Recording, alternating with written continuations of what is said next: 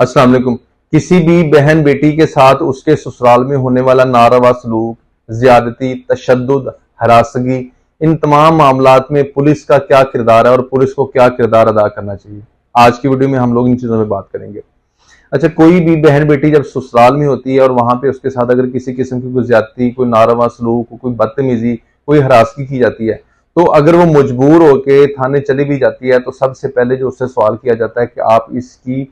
शहादत दें, गवाहान लेके आए। अब एक बच्ची जो अपने ससुराल में मौजूद है वो गवाहान कहाँ से लेके गई, जब उनके घर में मौजूद है और उस घर में जितने भी लोग मौजूद होंगे वो हमेशा अपने बेटे को, अपने जो भी उनके घर का फैमिली मेंबर है उसको सपोर्ट करेंगे, ना कि उस बच्ची को सपोर्ट करेंगे। तो यहाँ पे फिर पुलिस वाले आके ज्यादती करते हैं, उससे सबूत मांगते हैं, शहादतें मांगते हैं और सबूत शहादतें मांगने के बाद वो कहते हैं कि जनाब अब हम लोग इस पे कार्रवाई करेंगे, या नॉर्मली वो जो एप्लीकेशन होती है उसको दाखिल दफ्तर कर देते हैं, जबकि उनको ऐसा नहीं करना चाहिए। हाँ, बहुत सारी जगह पे ये होता है कि पुलिस वाले पाबंद कर देते हैं, लेकिन पाबंदी एक आधी दफा की तो बर्दाश्त होती है, अगर रोज का ये सलूक होता है तो फिर पाबंदी नहीं है, फिर वो जुर्म है और फिर वो जुर्म ये करते रहते हैं। तो पुलिस वालों को चाहिए जब ऐसी चीज रिपीट हो रही है और उनके पास एक मामले की बार बार